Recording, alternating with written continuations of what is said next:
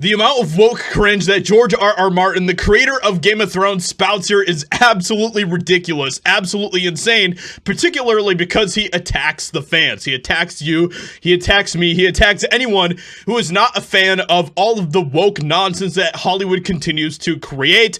This is a great time to remind everyone that he will never live up to the legacy of Professor Tolkien. At the end of the day, he is nothing more than another leftist whack job, another leftist weirdo, and in my opinion, he's extremely overrated. Before we get into that, we have a quick reminder from Gary from Nerdrotic, who says, it's been 4,587 days since there was a new Song of Ice and Fire book to discuss. So just remember that, okay? So we're gonna get into this and see what George R.R. Martin says here. It's absolutely crazy stuff. So toxicity is growing. It used to be fun talking about our favorite books and films and having spirited debates with fans who saw things different.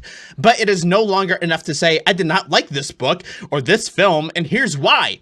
People would rather talk about the stuff they hate than the stuff they love and delight in dancing on the graves of anyone whose film has flopped. Anyone who has a brain understands that we are living at a time where we are not just talking about creative differences or creative decisions that were made in storytelling. What we are dealing with now is a blatant push by the media, by Hollywood, to continue to push a woke, insane neo-Marxist agenda in everything that they are creating, and that is what fans are having a problem with. That is what fans are outraged by. There's nothing that I would love more than to get back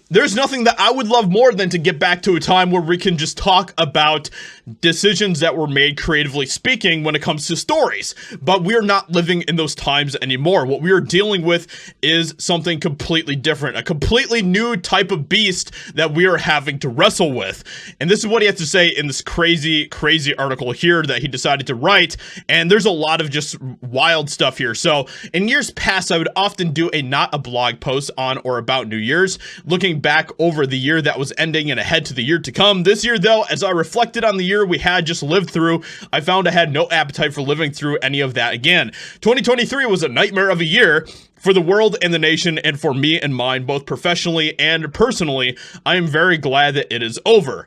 How's that book going, by the way, George R.R. Martin? How's that book coming along? Unfortunately, so far, 2024 looks to be even worse. Do you mean like the list that came out at the beginning of this year that exposed a lot of the elites? Or do you mean like Trump continuing to show that he is dominating and that he is winning?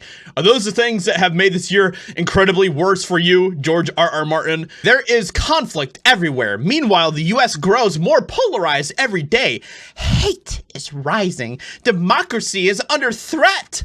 You mean like how they have tried to continue to remove Trump from the ballot? You mean like that type of democracy? Millions of Americans have swallowed the lie that the 2020 election was stolen.